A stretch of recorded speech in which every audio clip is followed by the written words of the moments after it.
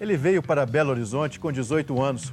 Cursou filosofia, direito e administração. Trabalhou como gestor em grandes empresas e hoje atua como consultor, palestrante e conselheiro comportamental com 3 livros publicados neste assunto. Hoje ele está em seu 2º mandato como deputado federal. Antônio Roberto é nosso entrevistado no programa Retratos desta semana.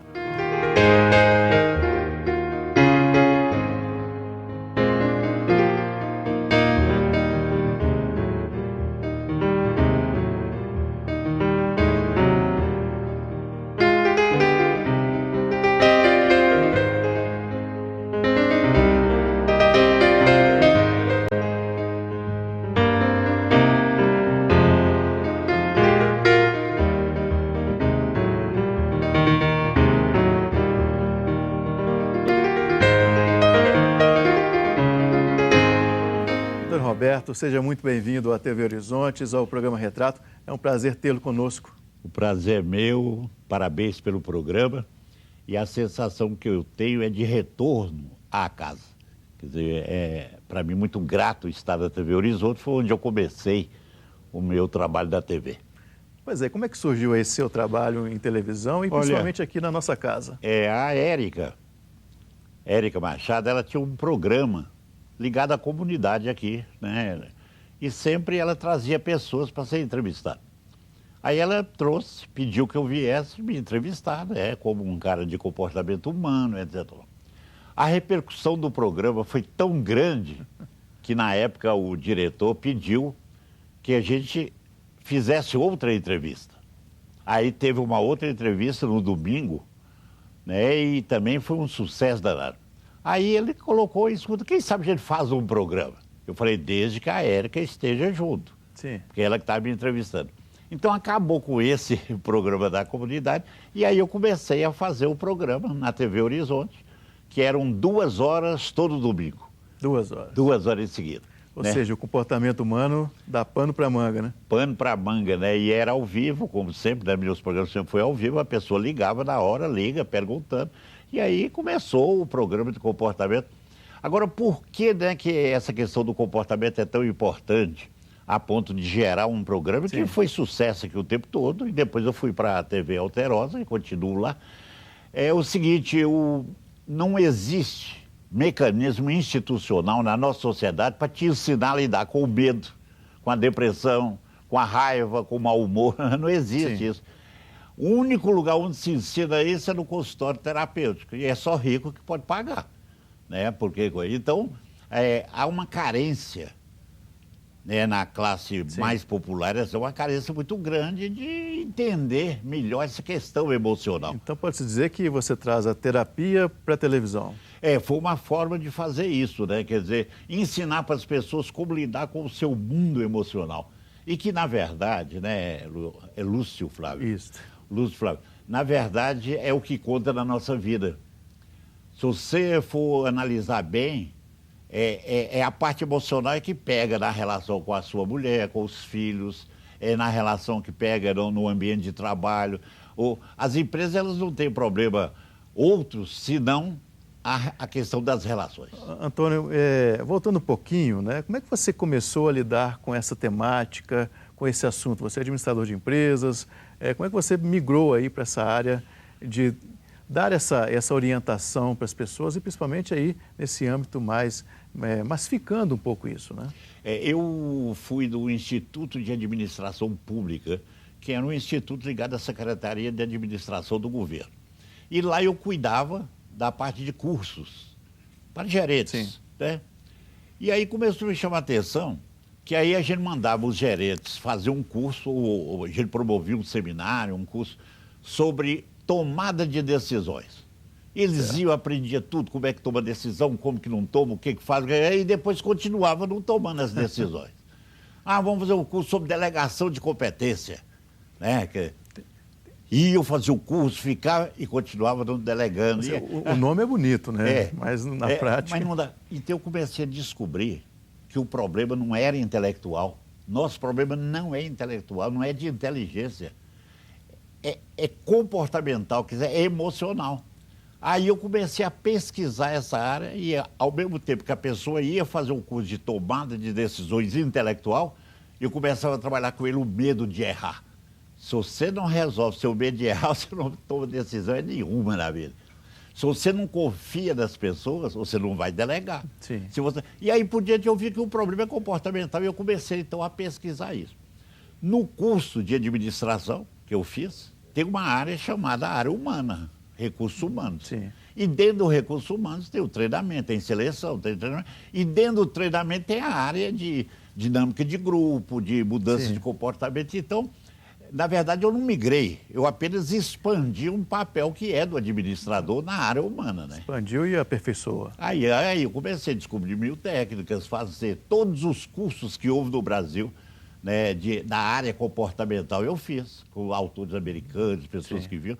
E aí eu comecei, então, a me desenvolver nisso e é o meu fascínio, né? A compreensão do humano, da pessoa humana. Né? Antônio, e qual que é, dentro desse universo tão complexo, qual que é a questão mais recorrente? São duas questões mais recorrentes. É o ciúme e a inveja. Os casais sofrem de uma doença chamada ciúme, as empresas, o que há de ciúme na empresa. E seja qual for, inclusive Sim, nos sim. mosteiros, nos seminários, né? Outro dia eu fui fazer um trabalho com as freiras aí, o que havia de ciúme entre elas, é um negócio de louco. E como que você orienta, no caso, essa questão, tanto do ciúme quanto da inveja? Bom, primeiro com relação ao ciúme é saber que não é amor. Nos ensinaram que o ciúme faz parte do amor. Que se eu amo alguém, eu tenho que ter medo de perder. Não. Se eu amo alguém, eu tenho que ter vontade de ganhar essa pessoa todos os dias. Sim. O medo não é uma coisa boa para o coração a ser amoroso. Então a primeira coisa é isso, porque a cultura nossa é ciumenta. Os pais Sim. botam ciúme no filho, o irmão põe, os chefes põem ciúme um no outro para controlar.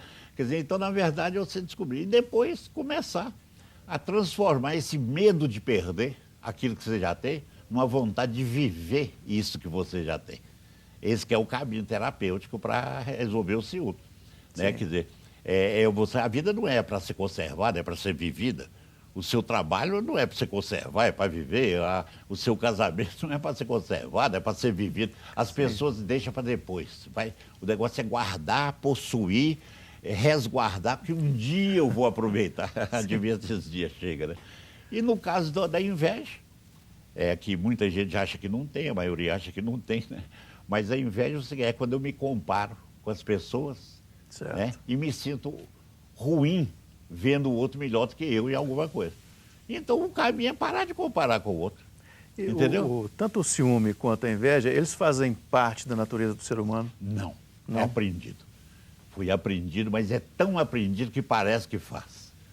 Aí fica fácil, né? Que eu sou ciumento porque a minha natureza... Não, que isso. A criança, tudo bem, ela é pequenininha, até 5 anos é natural ela ter ciúme, ter medo de perder, porque se o pai e a mãe, ela não sobrevive. Agora, nós adultos, 30, 40, 50, 60, com medo de ficar sozinho, se minha mulher me abandonar, eu acabei. Acabou como? Quer dizer, né?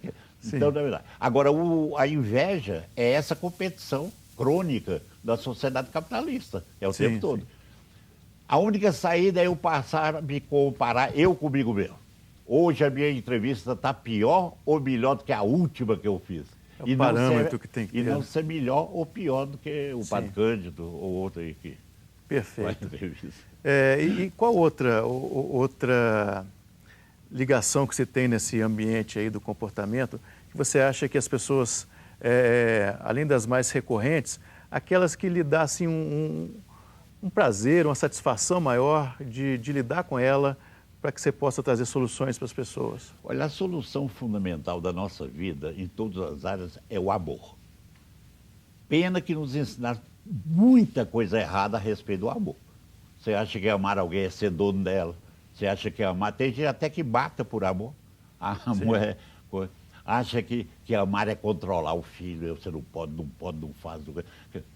Mas quando você realmente descobre esse sentimento do amor, né? Realmente o amor ao próximo, ao outro, então essa é a solução. Então a coisa que mais me dá prazer é pegar, por exemplo, né, através do programa, ou mesmo num aconselhamento individual, você pegar pessoas que não se amam, ou que amam errado achando que estão amando, né? E que de repente começam a descobrir a beleza da liberdade um do outro, do companheirismo, do receber o não, saber dar o não e receber o não. Isso seria o amar corretamente? Isso seria o amar corretamente. São 3 ingredientes fundamentais para quem quer amar mesmo. Primeiro, aceitar o não do outro.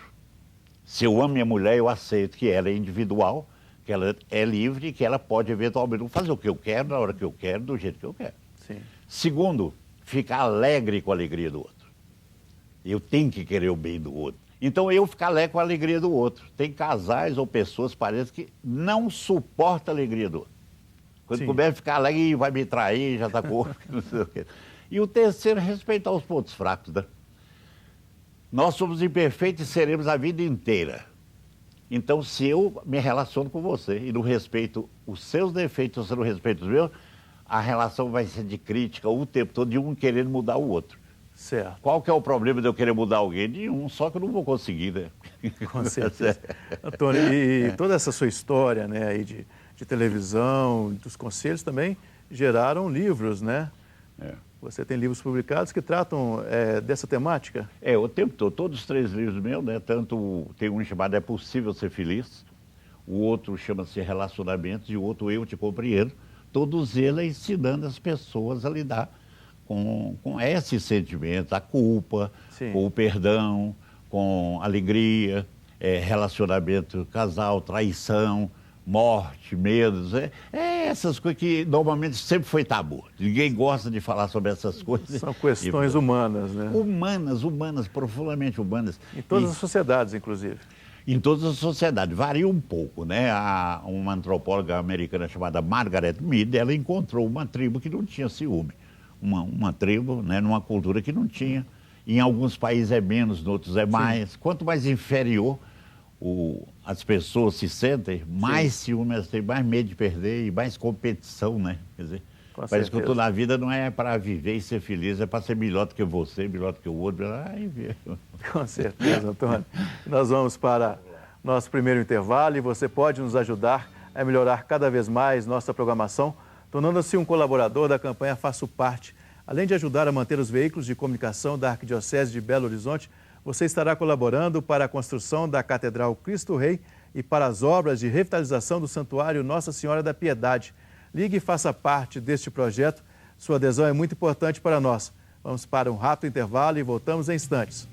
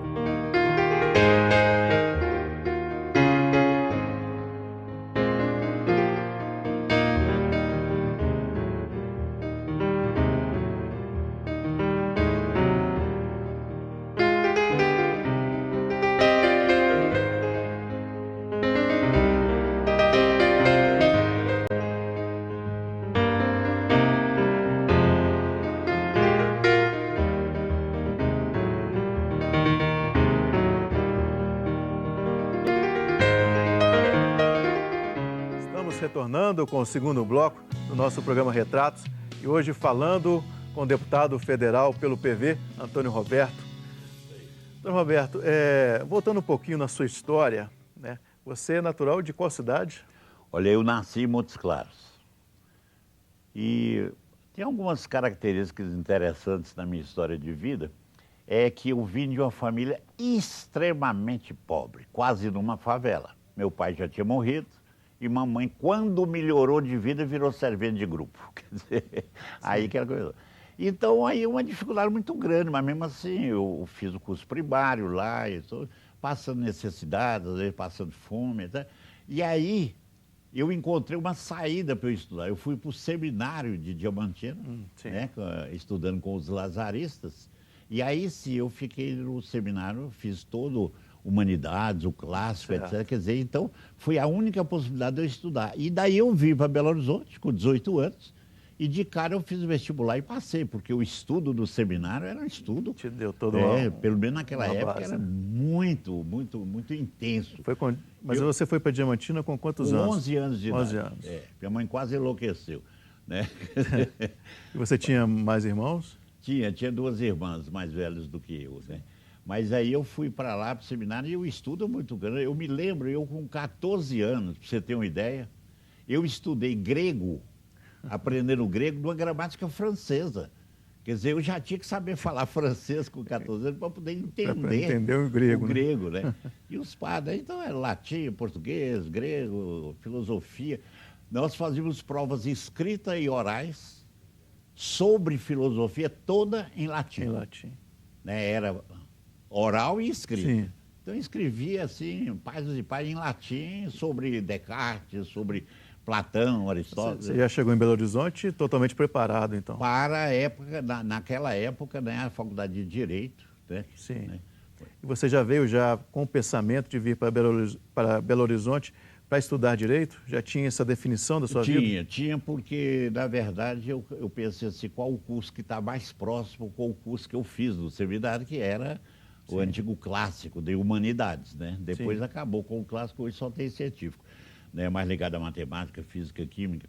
Então eu vim pensando fazer isso, né? Mas, sobretudo, eu vim por uma questão também de sobrevivência. Com 18 anos, onde é que eu vou voltar para Montes Claros, para a favela? Minha mãe sem dinheiro nenhum para nada. Aí eu cheguei em Belo Horizonte sem emprego, sem conhecer ninguém, sem nada, sem dinheiro. Não conhecia ninguém aqui? Nada. E aí comecei, né? Fui lá no Colégio Arnal, falei, sou esse, me arruma aí pelo menos uma semana de estadia. Sim. Nessa semana eu fui na faculdade, conheci pessoas, e aí eu fui me ajeitando, né? Mas foi uma vida assim de muito sofrimento. E tem uma história interessante aí, né? O seguinte, eu às vezes nas minhas palestras ou então em seminário, eu falo muito sobre o passado. Pessoas que são presas ao passado. Né? Quer dizer, toda pessoa deprimida é muito presa ao passado, porque no meu tempo, naquela época. Né? E sempre as pessoas acham que o tempo passado era melhor do que o tempo atual. Pois eu estou te falando que nós vivíamos lá em Montes Claros, eu, mamãe e minhas irmãs, né? E tinha uma irmã, a mais velha, chamada Marlene, que era a mais sofrida, complicada, cheia de problemas, né? E passou fome, necessidade e tal. Logo que eu comecei a melhorar aqui em Belo Horizonte, o que eu pensei? Trazer minha família para cá. Não é assim que pobre pensa? Por isso fica pobre o resto da vida. O pobre tem um tal de ajudar a família que é o inferno, né? Aí eu resolvi trazer minha mãe e essa minha irmã, a outra já tinha casado, essa Marlene. Vieram para cá, com o tempo eu dei um barracão para eles morarem, depois, enfim, ficaram anos sem nenhum problema financeiro mais. Comida, armazém, televisão, tudo, passeio. Você acredita que um dia eu chegando lá na casa da minha mãe com a minha irmã, ela falou assim, Antônio Roberto, tempo bom é daquele nosso lá de Montes Claros. Falei, só você que gosta de passar fome, né? Porque, quer dizer, é impressionante assim, essa referência de voltar no passado. Do passado. E tem alguma explicação para isso? Tem, porque viver o presente é muito complicado, né? Porque você tem que resolver as coisas agora. Então a pessoa com o pensamento vai para o passado que já não tem mais jeito de resolver e o futuro que ainda não aconteceu. Aliás, os sentimentos negativos todos são ligados ao passado e ao futuro, no presente. Bom, e depois aí, você chegou em Belo Horizonte, foi cursar Direito? Aí eu comecei a estudar e aí comecei a arrumar emprego, eu fui locutor da Rádio Itatiaia, fui vendedor de enciclopédia, depois eu fiz um concurso público e fui para o Instituto de Administração Pública e fui melhorando e, ao mesmo tempo, fazendo também um curso de administração e me aperfeiçoou nessa área do comportamento. Quando você foi fazer administração, você já tinha esse pensamento em mudar o direcionamento profissional já? Já. A minha ideia era entender o comportamento humano e ajudar as pessoas a mudarem o próprio comportamento. De onde que surgiu esse sentimento em você, Antônio Roberto? Eu sempre tive um sentimento que, aliás, foi corroborado e vamos dizer, estercado, né, no seminário, de ajudar o outro. Essa missão, esse jeito, né, de ajudar a outra pessoa é o básico dentro da igreja, né? Principalmente da igreja católica. Quer dizer, o amar o outro, ajudar as pessoas. Então, isso já era básico. Eu teria qual a contribuição que eu vou dar para a humanidade. E eu sempre gostei muito dessa questão da psicologia, do emocional. Eu passei por várias terapias para entender o meu comportamento também. Tá? E aí, então, eu comecei a pesquisar. Como eu te falei que os gerentes faziam o curso e não mudavam. Então, eu comecei a entrar na questão da mudança do comportamento. E antes dessa pesquisa, a percepção que você teve dessa situação, né? Aliás, o meu forte, desde criança, é a percepção. Eu tenho um nível de percepção para a realidade, para a pessoa, negócio assim, fora do comum. Sim. Que também é até uma questão de sobrevivência. Senão eu teria morrido lá em Montes Claros, numa favela, numa coisa, seria o marginal hoje. Quer dizer, então, na verdade, a percepção é que salva a gente da loucura e que salva a gente da realidade. E o que... Deixa eu voltar nesse passado, né? Então, como referência, beleza. Como referência, a gente tem que voltar mesmo. O que fez você, enquanto criança, né, 11 anos, ter essa vontade de romper, de ir para Diamantina, ver a oportunidade de um seminário? O que diferenciou você dos outros que estavam junto com você? Provavelmente, eu não sei, eu nunca fiz essa comparação, mas provavelmente os outros não passavam tanta dificuldade quanto eu passava. Né? Quer dizer, então, de repente, surgiu a oportunidade. Um padre chegou lá na escola onde eu estudava, falou, gente, quem quer ser padre? Eu falei, eu. Então tá. Então, eu falei, mas eu não tenho dinheiro. Não, nossa. E aí providenciou, eu fui para Diamantina e foi a melhor coisa que aconteceu na minha vida, né? Perfeito. Eu assisti a sagração do Dom Serafim lá em Diamantina, cantei no coro onde ele foi sagrado bispo, né? Outro dia eu falei isso com ele lá. Mas então aí foi andando e nesse momento eu fui para uma empresa chamada Mannesmann, me convidaram para dirigir recursos humanos lá e fazer o trabalho de comportamento. Certo. Depois eu fui ser diretor da Acesita. Depois eu fui ser consultor da empresa, das empresas na área do comportamento humano e sempre trabalhando nessa área. Então, Telemig, Vale Rio Doce, não sei o quê, a Construtel, empresas aqui no exterior, sempre trabalhando na parte de comportamento, não tinha ninguém que fazia isso. Você, de certa forma, você foi pioneiro. Né? Fui pioneiro. Nessa época era um absurdo falar em amor dentro da empresa, falar em esperança, falar em alegria, falar... Né? E teve alguma reação assim, um pouco inusitada, quando você começou a falar dessas questões no ambiente empresarial? Muito, tanto que os meus seminários tinham que ser muito pesados. Eu já entrava quebrando o pau mesmo para eles me escutarem, né? Porque você sabe que o executivo ele tem uma dificuldade muito grande de escutar as pessoas, ele acha que ele é Deus. A metade acha que é Deus, a outra metade tem certeza. Bem, nós vamos para mais um intervalo e daqui a pouco o Retratos está de volta. Não saia daí.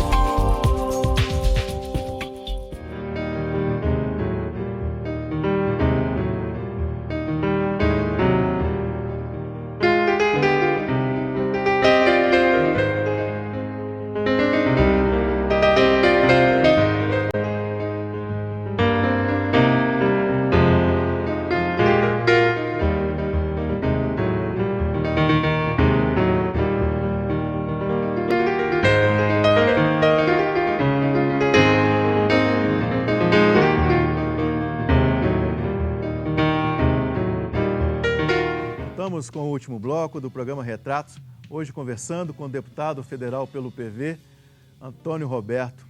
Antônio, deputado federal pelo PV, nessa sua trajetória, né, bem sucedida como consultor, sua vida nas empresas, como é que surgiu aí a política na sua vida? Bom, um dia eu estava fazendo um seminário e entre os meus alunos estava um cara chamado Márcio Lacerda, que é atual prefeito de Belo Horizonte. E ele me convidou para ser consultor da empresa dele. Eu fiquei uns 30 anos, eu fui consultor do Márcio uns 30 anos da empresa dele, né, a construção batica e tal. Um dia ele chegou perto de mim e falou assim: André Roberto, você fala tantas coisas boas pra gente, ajuda tantas empresas, por que você não vai falar isso pro povo? Eu falei, uai, seria uma boa. Ele falou, pois é, vai pra televisão. Foi aí que eu conheci a TV Horizonte e fui falar. Sim. Daí uns tempos, enquanto com o Márcio Lacerda, no aeroporto, ele me perguntou, Alberto, você já está conhecido, querido aí, todo mundo te conhece, da mídia, por que você não entra para a política? Falei, não, mas não vou entrar não, você entra. Ele falou, não, Deus me livre. Eu falei, eu também não. Nós dois falamos que jamais entraríamos para a política e tal, não sei o quê. Mas com o tempo as coisas foram andando, eu vi que eu poderia ampliar o trabalho que eu já estava fazendo. Tá. Quer dizer, porque mesmo eu no rádio, na televisão e nos jornais, eu escrevo para o Estado de Minas todo domingo e por aqui diariamente, quer dizer, eu vi que eu poderia, esse trabalho na rádio, na televisão, no jornal, é sempre individual, apesar de ser coletiva, de massa, mas é cada pessoa. A uma pessoa. Quer dizer, então eu vi que eu poderia pensar um pouco mais na coletividade. Certo. E como deputado eu poderia ter um espaço para poder fazer algumas coisas desse rumo do crescimento das pessoas, da qualidade de vida, etc. Sim. Se candidatou a deputado federal, primeiramente, já... Foi. Eu já comecei como deputado federal. Sim. E alguém me perguntou da campanha, Alberto, por que você já está começando de cima? Falei, porque nessa idade eu não posso começar de baixo, não, senão eu não chego lá, eu morro antes. Ué. Se eu ainda fosse ser vereador, para depois 2 mandatos, depois deputado, já morri, né? Agora, então, o objetivo meu como deputado é esse. E eu cuido disso. Eu vou para Brasília, eu fico cuidando dessa questão ambiental, a questão do Rio Mais 20, a questão do Código Florestal. E você sente, Antônio Roberto, que dentro desse seu propósito, né, de criar essa ressonância maior do que você já fazia aí enquanto político, que você consegue atingir esse objetivo? Menos do que eu gostaria, mas consigo. Né? Quer dizer, a gente sempre tem aquela idealização de resolver o mundo. E o mundo, ele não tá, ele vai sendo resolvido durante anos, séculos, você nunca chegará, né? A Câmara Federal, assim como outras casas legislativas, quer dizer, uma andorinha só não faz o verão, né? Você tem que ter aí uma articulação. Mas é um pouco...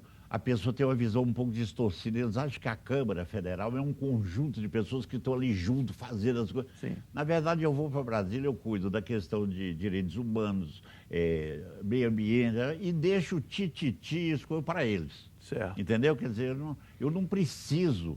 Alguém falou, você não vai consertar a Câmara? Eu falei, não, isso não é meu papel, não vou consertar o que está errado aqui em Belo Horizonte, aqui.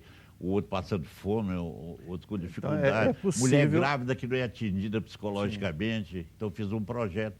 Entendeu? Então, meu objetivo não é resolver a classe política. Tá. E falando em classe política, você que tem esses objetivos que eles são claros, né? E fundamentalmente não só por sua atuação política, mas porque você já defendia anteriormente a isso. Você encontra, né, e a classe política é um pouco desacreditada hoje em dia, você encontra aí pares, pessoas que estão nesse mesmo sentimento com você na Câmara? Meio desacreditado é bondade sua, é totalmente desacreditado, né? Quer dizer, eu quis suavizar um pouco. Não, política é mal visto e com razão, né? Quer dizer, eu também não gosto muito de política. Mas, agora, encontro um ou outro que comunga dessa forma, que está querendo realmente fazer algum bem, melhorar alguma coisa real. E você sente que está mudando, quer dizer, já nessa sua convivência em Brasília, tem aumentado o número de pessoas que têm esse pensamento do bem comum ou está estagnado? Olha, infelizmente não está havendo uma mudança como a gente queria, porque o problema não é das pessoas que são escolhidas, o sistema é corrompido. Certo. O sistema, ele te obriga. É um subfruto do sistema capitalista. Todas as vezes que você morar num sistema onde o dinheiro é a coisa mais importante que tem e para todo mundo, sim, aí os desvios terão que ser necessários. E como que você faz para ficar imune a isso?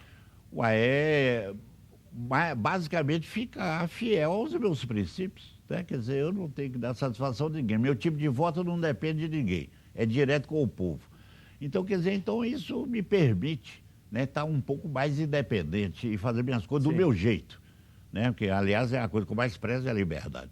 Agora, tem uma coisa que eu queria lembrar para você, que você não sabe, os telespectadores não sabem, e o pessoal aqui da TV Horizonte não sabe. Esse programa Retratos foi da época que eu estava aqui.